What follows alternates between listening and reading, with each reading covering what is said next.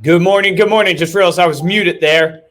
Great to be with you guys this morning. Just getting my Instagram going so I can get live on my Instagram as well. We're going to talk about a key to business today to unleash your productivity, which is focus, the power of saying no in your business. I want to get your Monday mindset correct so you can crush this week. But before we get into that, I'm going to cue this intro and I will see you guys on the other side.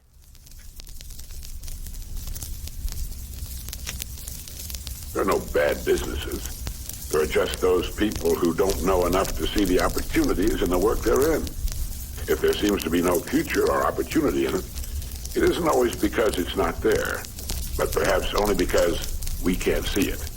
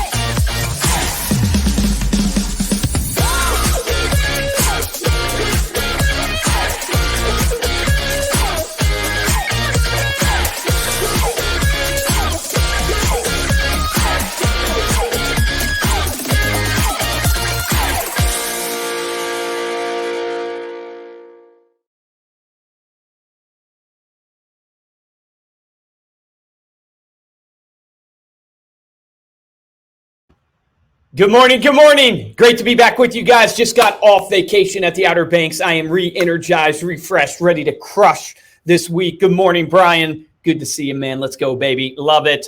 Joe, appreciate you, man. As always, it is Monday Mindset. Let's go. Aaron, happy Monday. It's going to be an amazing week. I want to talk to you guys today about a failure that I've been having in my business. So our business is not growing at the rate that I want it to grow. And I could sit here and make excuses and say, oh, it's the economy. Like the number one thing people are asking me, do you think the economy is playing into, the business and what you're experiencing? And I'm like, of course it's playing into what, we're experiencing, but that's an excuse. And you can't take excuses to the bank because winners win no matter what. They win in any market.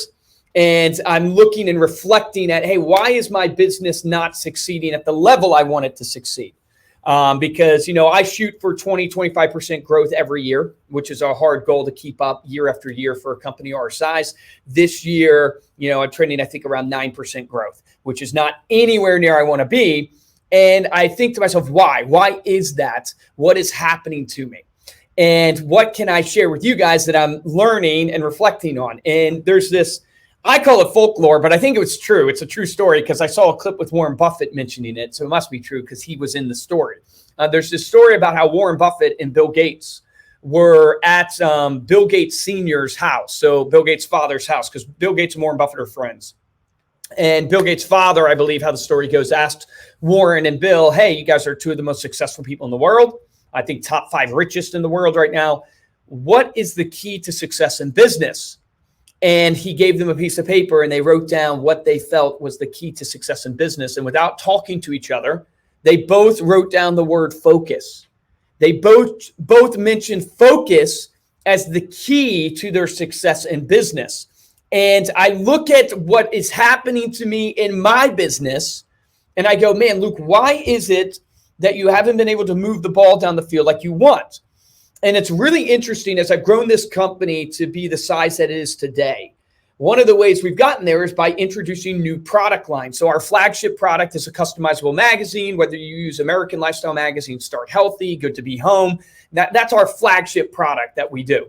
But we kept getting asked over the years, hey, Luke, can you do a digital version of the magazine? So we ended up doing digital. Then we got asked, Luke, can we use the content for social media? So then we introduced social media. So now you get all of our content branded to you on social media. Then people started saying, hey, Luke, your product is amazing. We love your company. It's amazing to help me keep in touch with my database to generate referral and repeat business. But I need some help with lead generation. Yours is more lead nurturing. Yours is more, helping me generate referrals. Can you also help me with lead generation? So that led me down the road of introducing postcards for my business, because in the real estate space, there's this thing called farming, and it applies to the insurance space too, but you're going after a specific audience where you're trying to get in front of them and get them from anonymous to known, right? And so we started doing postcards. Then we started doing paid advertising, Facebook ads, Instagram ads. So then we started doing paid advertising. Before I knew it, all of a sudden we have this platform, this suite of tools, which is part of our vision. We want to be a platform to empower entrepreneurs to live a life of freedom. But here's what's happening to us a little bit. When you try to do everything, you can master none of them, right? And you've heard the saying, there's riches and niches, right? So you have to be really narrowed in for your success. And I believe wholeheartedly in the products that we're doing, but I realized we're working 100% every single day, if not 150%. But when you're working 100% on 4 different things, 5 different things, you're lucky if you're moving the ball down towards the end zone 20 to 25% at a time. So though you're putting 100% in to this one initiative, it's moving only 20 to 25% because you have 4 to 5 different things that you're focused on. And so therefore what happens is you make progress, but you never score the touchdown because you don't have central focus. And I want to challenge you today that do you have focus in your business? So we were not only doing these product lines, which I believe in, that I think are core and critical, but we were also doing R&D, right? So we're trying and testing new different things all the time. Well, this lack of focus and being really specific in product has hurt us a little bit because we're spreading our resources across 5 different things and we're moving the ball 20, 25%. Then add on for me, man, the temptation that every entrepreneur and business owner makes. We have 142 different industries that are raising their hand right now saying, Luke, work with us. 142. Now, we are core in real estate, insurance, and finance. Like that's our core, thousands and thousands of clients in each of those industries. But we have, 39 other industries going, help me. And when you have that happening, you go, oh man, there's this blue ocean. There's so much opportunity. And you feel like, man, I don't want to miss this opportunity. And this gets me to my key point today.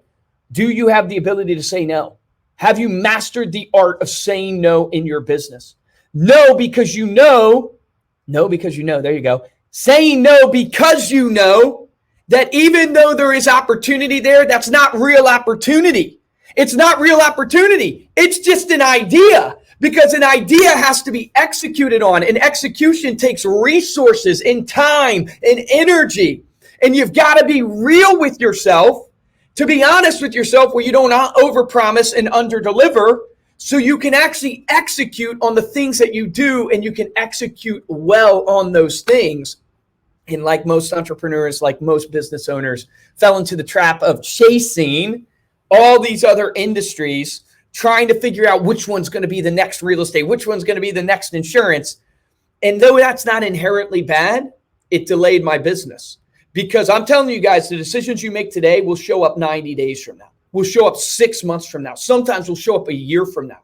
So decisions I made 9 months ago are showing up today in my business. That is how business works. You can't turn a ship usually super fast unless you're really small. My ship is not as small anymore. So decisions that I made to chase all these shiny objects, because there is potential, there is opportunity, we're super blessed, but not being mature enough and experienced enough to say no, because I have a dedicated number of resources, or I have a specific number of resources that I can dedicate to something, has hurt my business. Now listen to these stats that I wrote down. This is crazy. The average employee is interrupted every 11 minutes. And it takes about 25 minutes to return to their original task. So the average employee is interrupted every 11 minutes. Now listen to this next stat when it comes to productivity. Multitasking can result in a 40% decrease in productivity and a 10% drop in IQ. That was the American Psychological Association put out that study. So multitasking can result in 40% decrease in your productivity. And the average employee is interrupted every 11 minutes. So that's two things that have challenged me is going, okay, I might believe I can multitask. I might believe I can focus on multiple things, but actually I'm hurting myself because I'm dropping my productivity by 40%. Not only that, I think of my team members and I go, man, are my team members being interrupted every 11 minutes? And am I causing the interruption? Because right now I'm talking to them about postcards and then 30 minutes later, I'm mentioning to them something about the magazine. Then an hour later, I'm mentioning to them something about Facebook ads, and they're trying to go from one to the other, and their productivity is dropping. Think about that. Here's another stat. About 80% of the average workday is spent on activities that have little or no value. That was the Harvard Business Review. About 80% of the average workday is spent on activities with little or no value. Reflect right now for a second. Think about your day today. Where's your focus? What are you saying no to? What are you saying yes to? Practice what Warren Buffett preaches, right? He has this famous 2-list strategy. And what he says to do is write down your top 25 things and circle the top 5. Then ignore the other 20. So write down your 25 top priorities, circle the top 5, and ignore the 20. Steve Jobs was famous for saying the power in growing a business is saying no to things. Right? So this is the same concept from Warren Buffett where he's saying, hey, look, you only have so much resource. If you think about your decision making, this was by the Harvard Business Review as well. Decision fatigue sets in after making around 35 to 40 choices, leading ultimately to poorer quality decisions. So after 35 to 40 decisions that you make in a day, your decision making ability goes down and down and down. So what does that mean? It means your ability to focus on one thing, your ability to say no to the things that don't have value, even though they seem good in the moment. But that's just an idea, man. Those 142 industries or 139 that are raising their hand right now, begging for Reminder Media to help them. Those are amazing. And I want to get to those. But I can't help them if I first don't help the clients that I have. If I first don't succeed in the business that I am doing. There's riches and niches. I got to focus down. I think about my podcast, Stay Paid. And this is what really impacted me at the beach as I'm reflecting and thinking about this over vacation. It's going, man, my Stay Paid podcast is growing. It's good. But the reality is I've gotten too broad. And I'm thinking to myself, man, I really need a niche down to the true listeners that I have. And I have 2 categories of true listeners, one in the real estate space and one in the financial space, which includes insurance and financial advisors. And I go, man, I need to really focus my podcast on those 2 niches, even if I have to break up Stay Paid into 2 different categories and going, hey, I need to focus one channel and one podcast on real estate and one on insurance to truly deliver the utmost value that I possibly can, because a specialist always outsells and outperforms a generalist. Remember that. So you might offer all these different product lines. You will get your butt kicked by the person who offers one and is a master at that one. And you can make a lot of money being a master at one thing. Right? So it doesn't mean you don't grow eventually over time, but you know the power of saying no and knowing when you can grow. And Layla Hermosi, which is, if you guys aren't following Layla and Alex, you're probably under a rock by this time, but they put out so much great content. And one of the things that Layla said is that, you know, when you think about what you actually do and what you actually focus on, the big mistake that business owners make is they look at one of their team members and they go, okay, man, Nick is killing it here. He has 20% of his time free. Let me give Nick this other project. And what they don't realize, the mistake they're making is it's not that Nick doesn't have time to be able to work on another project. It's that you can't split someone's focus and expect them to do it well. And what I've done in my career over the last probably year, 2 years, and a mistake I've been making is I've been dumping other things on people that maybe have 10% of their time free, 20% of their time free. It's not a time issue. It's a focus issue. And that means you have to have what? Strong conviction on where you're going. Strong conviction on what you're trying to accomplish.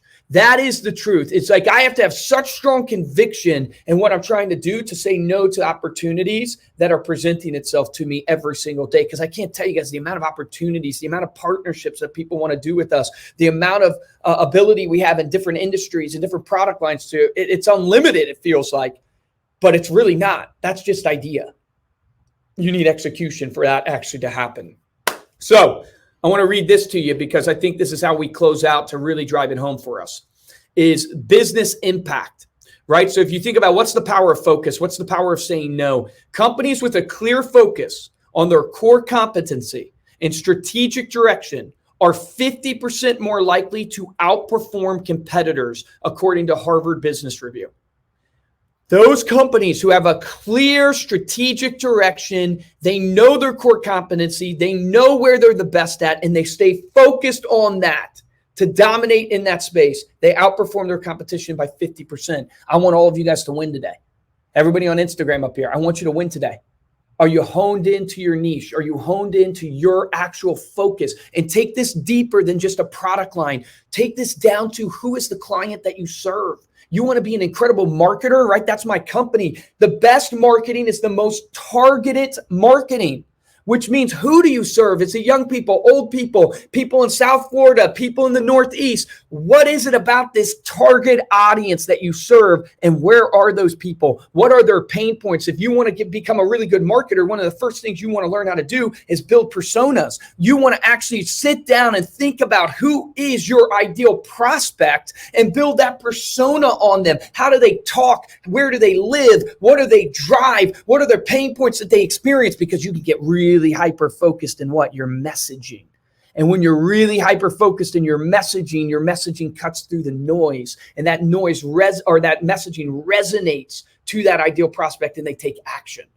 So my challenge to you is to speak to you through my failure, basically going, hey, look, I'm looking at my company. I'm going, okay, we are growing, but we're not growing, hitting the targets we want to hit. And I go, why is that? We have more opportunity than we've ever had, more potential than we've ever had, more resources than we've ever had. And it's because of Luke, you're not being disciplined in saying no. You're not being disciplined in focusing on your core audience, being focused on your core product, your core competencies, and you need to get focused. So my challenge to you today is get focused. There's attraction and distraction. We get attracted to distraction. Look at our phones, right? They ding us all day long. We get that dopamine hit. And we get attracted to that distraction, and that distraction becomes a narrative for the excuses that we build on why we aren't at the places we want to be. Excuses you can't take to the bank. That's how I opened up this. You can't take the excuses to the bank. It's not going to help you succeed in your life. All it does is keep you where you're at. Get rid of the excuses. Let's go make it happen this week. Appreciate you guys so much. Thank you for joining. Thank you for joining on Instagram. Say no. The power of saying no. Stay focused. Let's go make it happen. Let's have a great one. Get out there and win for yourself, for your clients, for your family. Appreciate you guys so much. Happy Monday. Let's crush it this week.